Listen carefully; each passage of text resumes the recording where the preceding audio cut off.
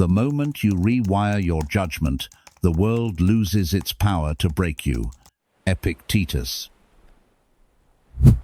Have you ever caught yourself thinking, maybe I'm just not built for pressure, only to realize you are not actually weak? Your mind is simply being bent every day by too much meaningless noise, so your backbone never gets the time to grow. You wake up, and before your feet touch the floor, your attention is already being dragged. Notifications, opinions, hot takes, other people's moods, and that quiet inner voice that keeps narrating your life like it is a tragedy. After a while, you stop choosing your day and you start surviving it. That is the real danger. Not that life is hard, but that your focus gets stolen so often you forget what you even stand for. Stoicism is not a comfort blanket. It is a mental rewire. It starts with one brutal idea. The only things that truly belong to you are your character, your judgment, and your choices. Everything else can be taken, changed, delayed, misunderstood, or destroyed. If that sounds extreme, let me anchor it in a story that most people scroll past because it is too sharp to be motivational. When Demetrius, the military commander known as Poliorcetes, captured the city of Megara, he questioned the philosopher Stilpo and asked whether he had lost anything. Stilpo answered with a calmness that feels almost offensive in a ruined world. Nothing. I have all that is mine with me. His city had been plundered. His life had been overturned. Source: Loeb Classical Library. Seneca the Younger. De Constantia Sapientis. Yet he treated the conqueror's question like a test of reality. What is mine if it can be stripped away in one night? Not property, not status, not safety, not even the applause of other people. What remained was the one territory no army could occupy, the quality of his mind. That single reply is the doorway into everything we are about to do. Because if you really believe that what you own is your inner stance, then you stop begging the outside world to cooperate with your growth. You stop waiting for calm to feel strong. You stop needing perfect conditions to act with discipline. You stop confusing emotions with instructions. And you start training the part of you that can take a hit, absorb it, and still choose what happens next. So this is not going to be the usual talk about embracing discomfort, controlling emotions, or life not being fair. You have heard that. Today, we are going after 8 brutal Stoic laws that attack the hidden habits that keep your mind pliable. Laws that cut your dependence on noise, weaken the stories that make you small, and turn pressure into practice. If you apply them, you do not become cold. You become unbreakable because your mind finally belongs to you. Keep that image. A king on a throne, a city in ashes, and one person refusing to hand over his inner life. That is the standard we are aiming for. Law 1. Cut the noise, because a dragged mind cannot be strong. Stoicism begins with a claim. Your life is shaped less by what happens and more by what you give your attention to. Attention is a steering wheel. When you hand it to every ping, every headline, every anxious conversation, you do not only lose time, you lose authority over yourself. A Stoic would call that slavery. Not because someone chains your body, but because something outside you commands your mind. Most people are not broken by one tragedy. They are worn down by small intrusions that keep them reactive, restless, and easy to push around. So the first law is not about trying to be tougher. It is about becoming harder to pull. Strength begins when you can hold your focus in your own hands while the world tries to pry your fingers open. Whatever you feed your attention to will grow. Feed it to outrage, and you grow fragile. Feed it to comparison, and you grow dissatisfied. Feed it to fear, and you grow timid. Feed it to craft, discipline, and clear thinking, and you grow stable. Cutting noise is not a productivity trick. It is character training. Make it practical. Identify 3 sources of noise that are actively eating your mind. Not generic ones, your top 3. For many people it is social media, the endless scroll that turns the brain into a slot machine. For others it is negative news, not information, but doom, the kind that leaves you tense and helpless. For others it is constant complainers, the friend, co-worker, or group chat that makes bitterness feel normal. You do not need to hate these things. You just need to stop pretending they are harmless. The Stoic move is to name them and set boundaries like your sanity depends on it, because it does. Here is the rule. Choose 1 protected hour every day when you cannot be touched. During that hour you do not read, you do not respond, and you do not explain. Explaining is how noise negotiates its way back in. You do not owe the internet an update. You do not owe the group chat a defense. You do not owe anyone your instant availability. If something is truly urgent, real life will find you. Expect discomfort. First guilt, then boredom, then exposure. Noise acts as padding. It fills the space so you do not have to meet yourself. When you remove it, the mind throws up discomfort like an alarm. It whispers, check your phone, you might miss something. It says, see what they think. It invents problems to justify the habit. This is where Stoicism becomes real. Do not argue with the whisper. Notice it, name it, let it pass. Return to what you chose. Give the hour a purpose so it does not collapse into drifting. Use it for one thing that builds you. Read a few pages that sharpen your thinking. Write, even if it is messy. Train your body. Plan your day with calm precision. Or sit with a notebook and ask, what is the one thing I can control today? And what is the one thing I keep chasing that I cannot? That question is a Stoic filter. It pulls you out of chaos and back into the center. Now add the daily practice that rewires you faster than anything else. Every morning, spend 20 minutes in silence. Not silence as a trend, silence as a confrontation. Sit down, no music, no screen, no input. Keep your posture steady. Breathe normally. Watch what shows up. You will meet irritation, impatience, old shame, unfinished anger, and worries. Do not chase them and do not suppress them. Look at them the way a judge looks at evidence. Ask, is this useful? Is this within my control? Is this true? If it is useful and controllable, convert it into one action. If it is not, release it. This is how you learn a truth. Most of your daily crises are not crises. They are amplified noise. A comment stings because you were already insecure. A headline spikes anxiety because you feel powerless. A message ruins your mood because you never decided what your mood is for. Silence exposes how many reactions are automatic, and once you can see an automatic pattern, you can change it. After a week, something subtle happens. Your mind stops reaching for distraction. Your thoughts get quieter and clearer. You become less provoked. People will still be dramatic, and the world will still be loud, but it will not enter you as easily. That is strength. Not being loud back. Simply keeping your attention where you place it.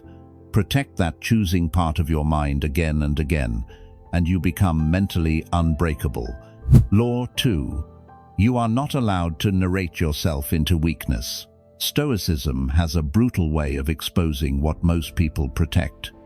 It says the event is not what breaks you. The story you build around the event is what breaks you.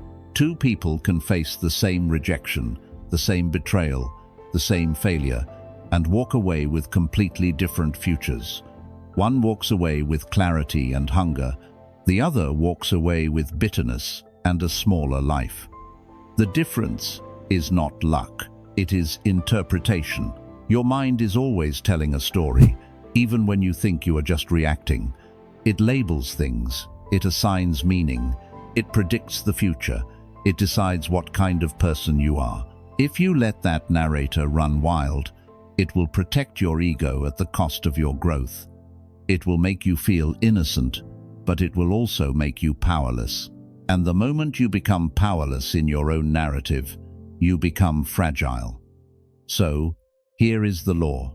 You do not get to tell stories that make you weaker, not because you must be positive, but because you must be accurate. A Stoic would say your job is to keep your judgment clean, not dramatic, not self-pitying, not inflated, clean. To make this practical, every time something hits you, a setback, a conflict, a rejection, a mistake, you will write two versions of the story. The first is the victim version. This is the one your mind naturally writes to reduce pain. It sounds like, because of them, I cannot. It sounds like, I am unlucky. It sounds like, this always happens to me. It sounds like, they made me feel this way. Write it out exactly as your mind wants to say it. Do not censor it. Get it on paper. Then you write the second version, the warrior version. This is not a fantasy. It is a disciplined interpretation that keeps your agency intact. And there is one rule you must follow while writing it. You are not allowed to use language that hands your power away. That means no, because no, I am unlucky, no, they made me, no, this ruined me. Those phrases are emotional shortcuts. They may feel true in the moment, but they train the brain to default to helplessness. In the warrior version, you are only allowed to use one kind of sentence, the kind that begins with ownership and ends with action. It is simple. I choose what happens next.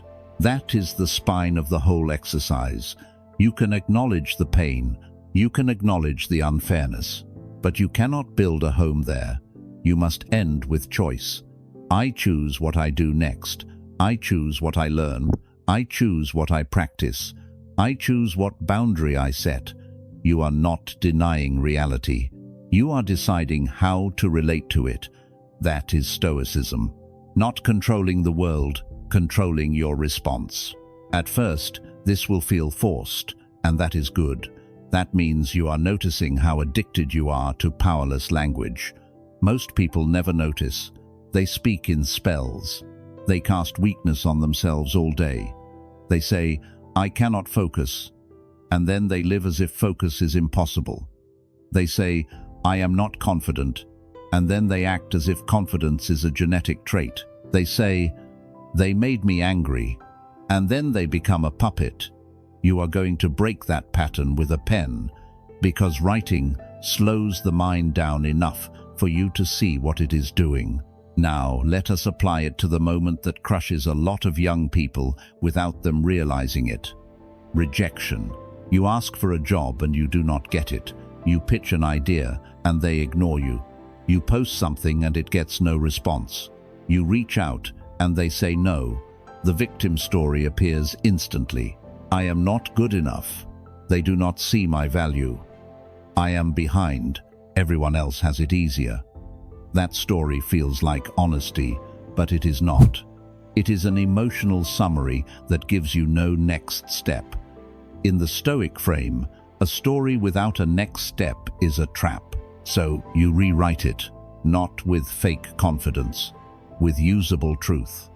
When you get rejected, instead of, I am not good enough, you say, I just received data to improve one specific point. Notice the difference. The first sentence is identity. The second is information. Identity sentences harden into destiny. Information sentences become strategy. So you ask, what data did I get? Did my portfolio lack clarity? Was my message too long? Did I apply too late? Did my skills need sharpening? Did I fail to follow up? Did I choose the wrong target? You pick one thing to adjust. 1, not 10. Because the goal is not self-attack. The goal is forward motion. You do not need to punish yourself. You need to train yourself. That is why this law matters. It keeps you from turning setbacks into personality. It keeps your mind from collapsing into "this is who I am." It replaces that with "this is what happened, and this is what I do next." If you practice this consistently, your emotional life changes. You still feel pain, but the pain does not become a prison. You still get angry, but you do not worship the anger. You still fail, but failure becomes feedback, not a verdict. That is mental unbreakability. Not a life without problems. A mind that refuses to surrender its story to weakness. Law 3. Tell yourself the hard truth every day. Stoicism is not gentle. It is honest. It does not comfort your excuses. It confronts them. It says your life is the result of repeated choices, and most suffering is intensified by self-deception. That might sound harsh, but it is also liberating, because if your problems are partly built by your patterns, then your future can be built by your discipline. This law is about daily truth-telling, not to shame yourself, but to stop leaking power through denial. A lot of people think they want growth, but what they actually want is growth without discomfort. Stoicism refuses that deal. It teaches that the pain of truth is cheaper than the pain of pretending. Here is the practice. Every night, you ask yourself 3 questions. You do it like a calm interrogation, not like a self-hate ritual. Question 1. What did I avoid today? Not what was hard, what you avoided. The email you did not send, the conversation you postponed, the workout you delayed, the project you keep talking about but never touching. Avoidance is the invisible tax on your life. It drains confidence quietly, because every time you avoid, you teach yourself that you cannot handle discomfort. A Stoic trains the opposite message. I can meet what is uncomfortable and still act. Question 2. Where did I lie to myself today? This is the sharp one, because the lies are usually polite. I was too busy. I will do it tomorrow. I just need motivation. I work better under pressure. Most of these are not lies in the dramatic sense. They are stories your ego tells to avoid responsibility. You are not calling yourself evil. You are catching a pattern. If you want a mind that cannot be broken, you cannot afford to be a stranger to your own tricks. Question 3. If tomorrow repeats exactly like today, what will my life look like in 30 days? This question cuts through fantasy. It forces you to see trajectory. Most people judge their life by isolated days. Stoicism asks you to judge your life by direction. 30 days is close enough to feel real, but long enough to reveal consequences. If you repeat today 30 times, will you be stronger or weaker? Will you be closer to your goals or still circling the same regret? Will you respect yourself more or less? Now comes the application, because insight without action becomes another form of avoidance. After you answer those questions, choose the biggest avoidance behavior you noticed. Not the smallest one, the biggest one, and name it in one short sentence, simple and direct. I avoid posting because I fear criticism. I avoid applying because I fear rejection. I avoid training because I fear discomfort. The point is not to sound smart. The point is to be clear. Clarity is power. When you name the fear, you stop confusing it with reality. You see it as a pattern, not a law of nature. Then you create one small action to break the loop. 1. It must be small enough that you cannot justify skipping it, but real enough that it challenges you. If you avoid posting, the action might be drafting one post and sending it to one friend for feedback. If you avoid applying, the action might be updating one section of your resume and submitting one application. If you avoid training, the action might be 2 minutes of movement, just enough to start. The Stoic idea here is consistent. You do not wait for courage. You build courage by acting while fear is present. Expect resistance. Your mind will argue. It will say you are tired. It will say the timing is wrong. It will say you need more preparation. This is where Stoicism feels like a steel door. You do not debate your future with a momentary mood. You follow the plan you set when you were calm. That is self-command. Over time, this nightly practice creates something rare: self-trust. Because you stop living in vague promises and start living in honest accounting. You catch avoidance early instead of letting it become a year. You catch self-deception before it becomes identity. You stop waking up surprised by your own life. And that is what mental strength looks like. Not bravado, not harshness. A steady willingness to look at yourself without flinching, and then do the next right thing, even when it stings. Law 4. Do not negotiate with procrastination, give it orders. Stoicism has a simple definition of self-control that most people do not want to hear. Self-control is not a feeling. It is not inspiration. It is not the sudden arrival of motivation like a miracle. Self-control is obedience to chosen action, especially when you do not feel like it. A Stoic would say, you are either governed by reason or governed by impulse. And if you are governed by impulse, you can be led anywhere. Procrastination is not laziness in the childish sense. It is often a quiet strategy to avoid discomfort. The discomfort of starting, the discomfort of not being perfect, the discomfort of facing the possibility that you might try and still fall short. So, your mind offers you a deal. Not now, later, when you feel ready. That deal feels kind, but it is a trap, because later becomes a lifestyle. And the more you negotiate, the more you teach your brain that it is allowed to delay your future. This law is brutal because it removes the debate. You do not negotiate with procrastination. You do not argue with it. You do not wait for it to stop talking. You issue an order and you move. The way you do that is not by trying to force yourself into a heroic marathon. It is by designing a command so small the mind cannot realistically refuse it. That is the Stoic move. Use reason to outsmart your own resistance. Here is the system. Create a 2-minute start command for the thing you avoid the most. 2 minutes is short enough that your excuses sound ridiculous. You can still be tired and do 2 minutes. You can still be busy and do 2 minutes. You can still feel anxious and do 2 minutes. This is important. The goal is not to finish in 2 minutes. The goal is to start without drama. Starting breaks the spell. Procrastination feeds on the gap between intention and action. Your 2-minute command closes that gap before the mind can build a story. Now make it specific. Not work on my project. That is too big, too abstract, and the mind will begin negotiating immediately.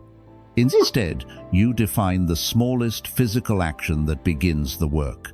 If it is writing, the command is to open the document and write 1 sentence. Then keep going until 2 minutes are done. If it is training, the command is to put on the shoes, do 1 stretch, and do 2 minutes of movement. If it is cleaning, the command is to grab 1 bag and clear 1 surface for 2 minutes. You are not aiming for impressive, you are aiming for irreversible. Once the body is moving, the mind follows. Most people wait for motivation, and then they act. Stoicism flips it. You act, and then motivation appears. Not because the universe rewards you, but because action reduces anxiety. The dread you feel is usually not about the work itself. It is about the imagined work. When you imagine a task, the brain inflates it, makes it heavier than it is, and adds a threat label. When you do the first 2 minutes, the task becomes real, concrete, and manageable. The inflated fear collapses. You see what is actually required. That is why this works. You also have to understand what negotiation sounds like. It is subtle. It says, I will start after I check this. It says, let me get in the right mood. It says, I need to research a bit more. It says, I will do it later tonight. It says, tomorrow morning is better. None of these are crimes, but they are patterns, and patterns create outcomes. A Stoic treats patterns like training data. If your pattern is delay, your outcome is regret. If your pattern is immediate action, your outcome is progress and self-respect. So you add one more rule to make the 2-minute command unstoppable. When the time comes, you do not ask yourself if you feel like it. You treat it like brushing your teeth, not a dramatic self-improvement moment, just a standard. That is how discipline becomes identity. Not by occasional intense effort, but by daily non-negotiable starts. Now, the application, because this has to translate into modern life. Let us say you are making a video and you keep delaying. You tell yourself you need better ideas, better energy, better equipment, a better day. That is negotiation. Your 2-minute order is simple. Open the project file and write a rough title in 2 minutes. That is it. A messy title, not the final one. The brain hates messy.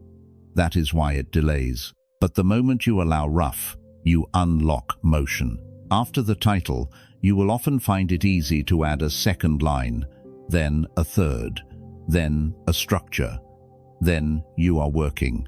Even if you stop after 2 minutes, you still win, because you obeyed the command. You reinforce the identity of someone who starts. And that identity is the core of mental strength.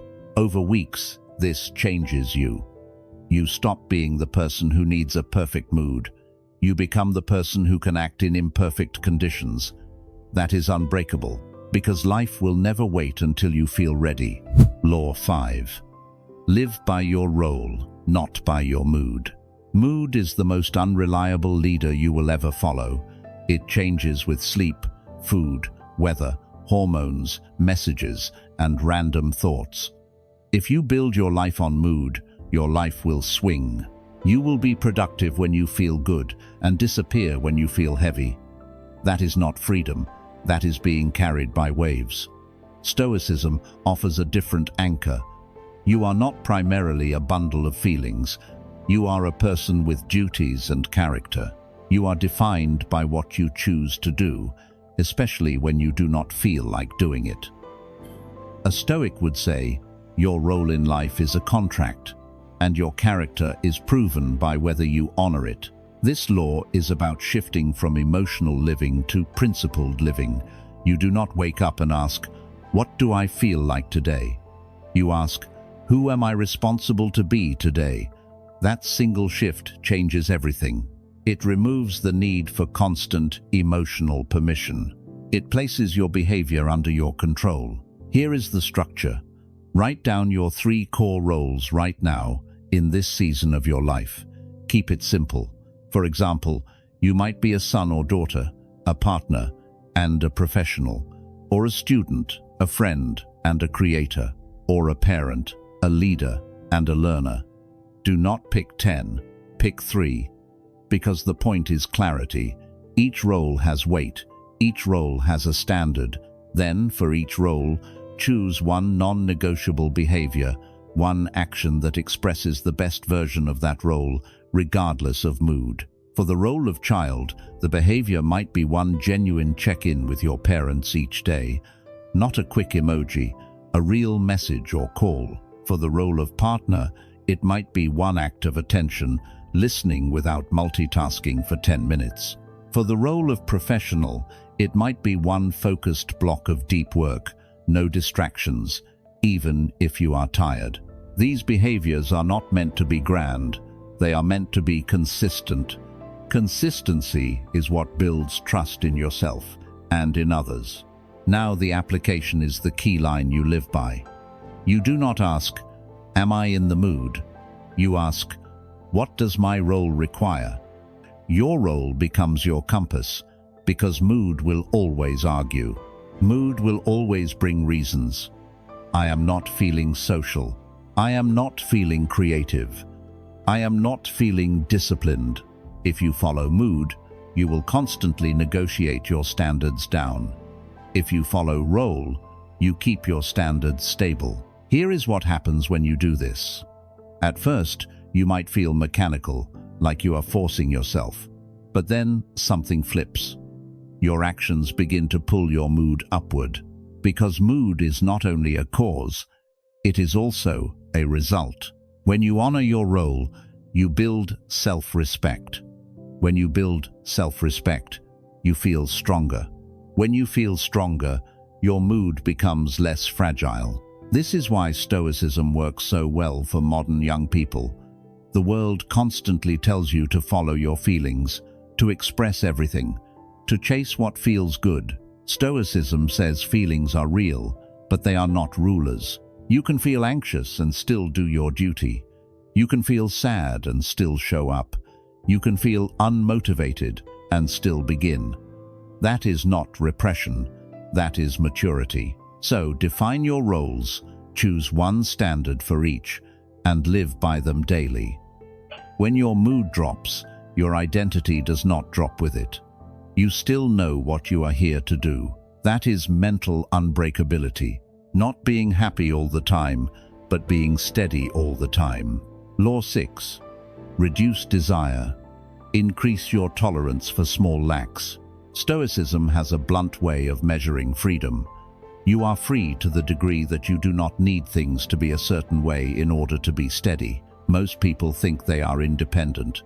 But watch what happens when they do not get what they want on time. The coffee is not right. The mood collapses. The message is not answered. The mind spirals. The weekend does not feel exciting. They feel empty. That is not just preference. That is dependence. And dependence is leverage. The more you need, the easier you are to manipulate, by people, by habits, by your own cravings. A Stoic would say the world cannot truly threaten you until it can control what you require in order to function. If you require comfort, attention, stimulation, and instant reward, then the smallest delay will feel like pain. Not because the delay is unbearable, but because your mind never trained the skill of wanting without immediately taking. So this law is not about suffering for dramatic reasons.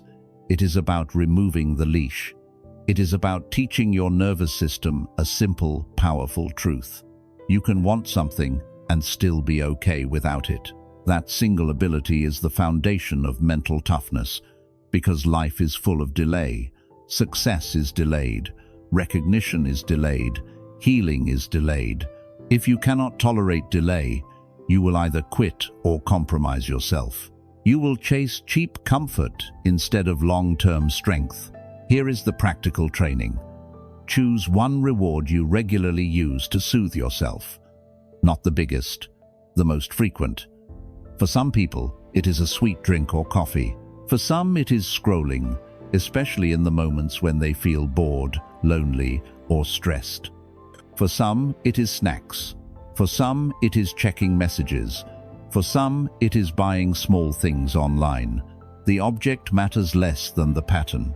What you are targeting is the automatic loop. Feeling appears, craving appears, action happens, and the brain learns, I do not have to tolerate discomfort, I can erase it instantly. That learning makes you fragile. Now you install a delay rule. This is where most people fail because they either do nothing or they go extreme. Stoicism does neither. It uses controlled training. The delay rule is specific and measurable. If you want the sweet coffee, you wait 30 minutes. You do not replace it with something else. You wait. If you want to scroll, you must first complete one small task. 1. If you want to snack, you drink water and wait 10 minutes. These are not punishments. They are exercises. You are training the gap between desire and action. That gap is where freedom lives. If there is no gap, you are a servant to impulse. If there is a gap, you can choose. At first, the mind will protest. It will say, "This is silly." It will say, "I deserve it." It will say, "Just this once." It will create urgency out of nothing, because urgency is how cravings win. Notice that. Your craving is not a commander, it is a request. You are allowed to say, "Not yet," and you say it calmly, not with anger, not with violence toward yourself, calmly. The Stoic tone is quiet authority. Here is how to make it even more practical. When the desire hits, do not fight it with willpower alone. Give your body something simple to do during the waiting period. Stand up and walk slowly for 1 minute. Wash 1 cup. Write 1 sentence. Take 10 deep breaths. The point is not to distract yourself forever. The point is to prove you can hold discomfort without collapsing into action. That is tolerance. And tolerance expands fast when you train it in small doses. Now let us talk about the second delay rule from your outline, because it is powerful. If you want to scroll your phone, you must earn it by finishing 1 small task first. This changes the entire relationship between work and reward. Most people reward themselves before they work, then wonder why they cannot focus. You scroll, your brain gets dopamine, then you try to do something meaningful with a nervous system that is already overstimulated. It feels painful, so you delay. You scroll again. The loop deepens. A Stoic breaks the loop by putting the reward after the action, not because you must be harsh, but because you must be rational. Your brain learns through sequence. Sequence becomes behavior. Make the task small. Answer 1 email. Outline 1 paragraph. Clean 1 surface. Do 2 minutes of exercise. The task must be small enough that you cannot claim it is impossible, but real enough that it changes your state. After the task, you can scroll if you still want. But something interesting happens. Often you will not crave it as strongly, or you will scroll less, because the craving was not about the phone. It was about avoiding the first friction of starting. Once you cross that friction, you are less desperate for escape. Now the application. Because the point is not to live like a monk. The point is to rewire your mind. You are not doing this to suffer. You are doing it to relearn a skill that modern life is stealing from you. The skill is delayed gratification. The skill is emotional endurance. The skill is being okay in the space between wanting and having. When you practice delay rules consistently, you become harder to manipulate. People cannot bait you as easily because you are not constantly hungry for approval. Algorithms cannot hook you as easily because you can tolerate boredom. Stress cannot push you into bad habits as easily because you can sit with discomfort for a moment and still choose your next move. Tell yourself the truth behind this training. I can want something and not have it immediately. Say it without drama, then prove it with the smallest delays. Over time, those small delays become a new identity. You become the person who decides, not the person who reacts. And once you have that, you have the core of being mentally unbreakable. Law 7. Practice losing in public so pride cannot control you. Stoicism has a quiet warning that most people ignore until it is too late. If your sense of self depends on how you look, you will become a prisoner of appearance. Not because anyone is holding you down, but because you will hold yourself back to avoid embarrassment. That is the invisible chain. Reputation, other people's eyes, the fear of looking inexperienced, messy, wrong, or ordinary. The crowd does not even need to attack you. Your imagination will do the job for them. And this is one of the main reasons talented people never become dangerous in the best sense. They have skill, but they do not have the nerve to be seen learning. They would rather look polished than become powerful. A Stoic would call this a mistake of values. You start treating external approval as if it were virtue. You start treating comfort in public as if it were strength. But Stoicism says the opposite. What is yours is your character. What is not yours is your image in other people's minds. You can influence it, but you cannot own it. The moment you try to own it, you become anxious, you become cautious, you become performative. And performance is exhausting. It drains the energy you should be putting into growth. So this law is brutal and liberating at the same time. You intentionally practice losing in front of other people, not because you want to be humiliated, but because you want to be immune. You want to teach your nervous system that embarrassment is not death. You want to prove that you can look imperfect and still be safe, still be respected by the people who matter, and still keep moving. The goal is not to become shameless. The goal is to become unhooked. Here is how you do it in real life. You deliberately do one thing that is not pretty but is right. Think about that phrase carefully. Not pretty, but right. That means you choose truth over smoothness. You choose growth over image. You choose learning over looking smart. Because most of the time, pride blocks learning. It tells you, do not ask, they will think you are stupid. It tells you, do not try, you might fail. It tells you, do not post, it is not perfect. Pride pretends to protect you, but it actually keeps you small. So you start with a simple action. Ask one stupid question in a setting where you normally stay silent. Not a fake question, a real one you need answered. The kind you avoid because you fear judgment. The point is not the question, the point is the experience. You feel the heat in your face, the slight tension, the moment of, what if they think less of me? And then you discover something. Most people do not care. Some people respect you more because you are honest. A few might judge you, and that is the real lesson. Their judgment did not kill you. It did not erase your potential. It revealed who they are, not who you are. Next, you practice posting something imperfect on purpose. A draft, a rough version, a work in progress. This is extremely hard for people who have talent, because talent often comes with an addiction to being praised. You do not want criticism, so you hide. You keep polishing privately, and you tell yourself you are being responsible.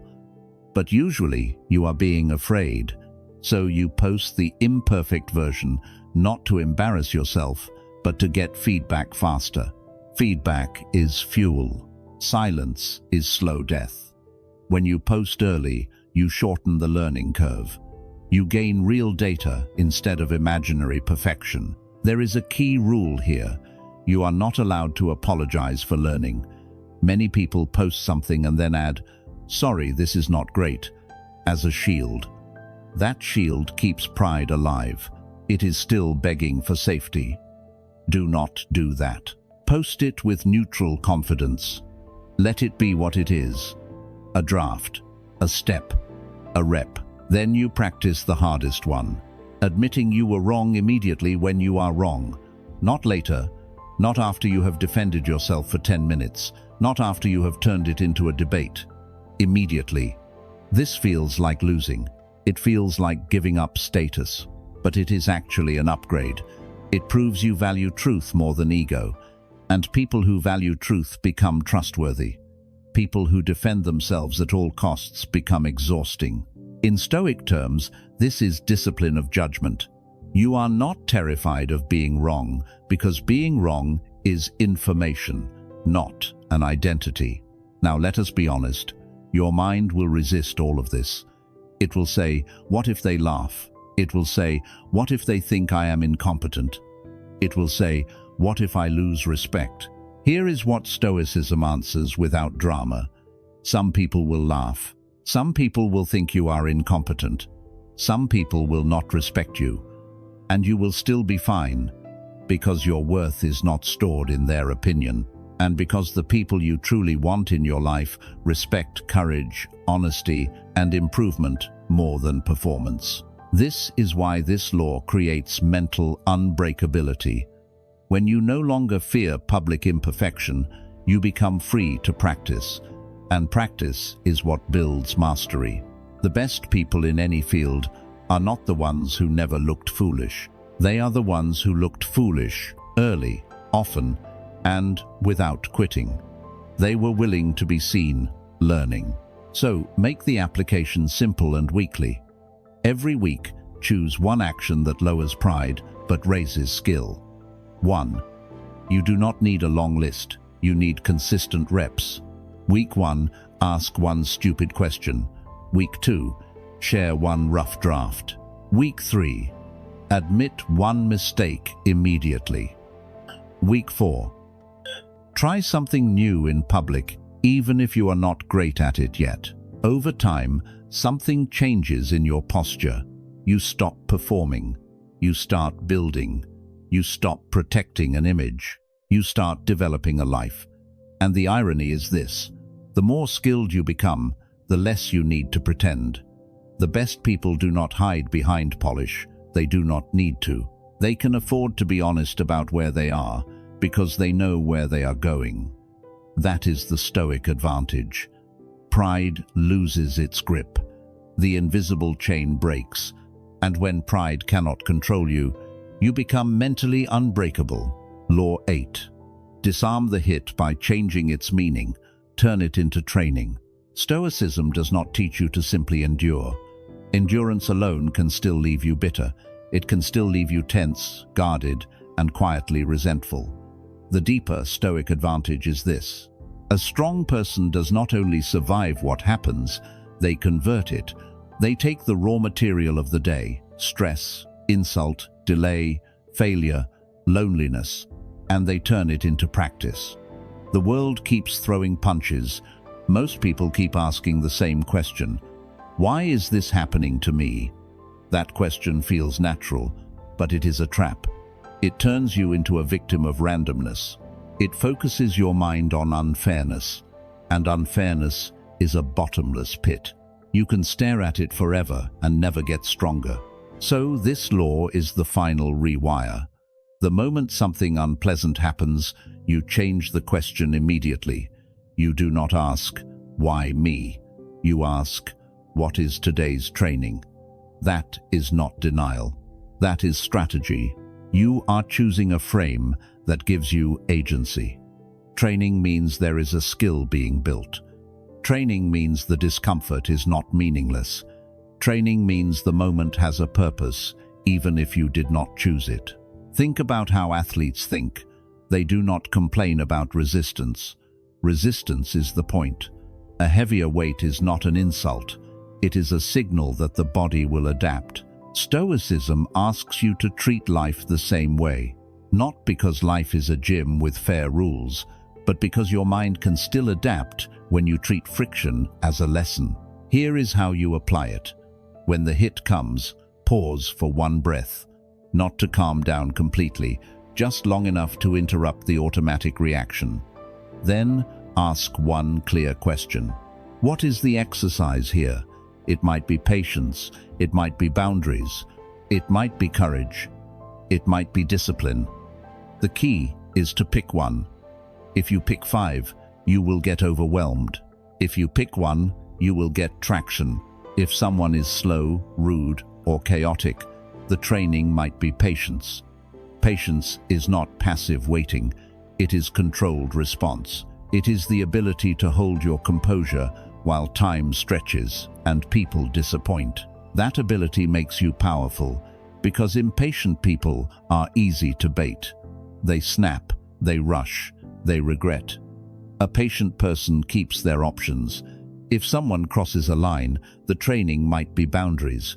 Boundaries are not aggression. They are clarity. They are saying what you will and will not accept without excessive explanation.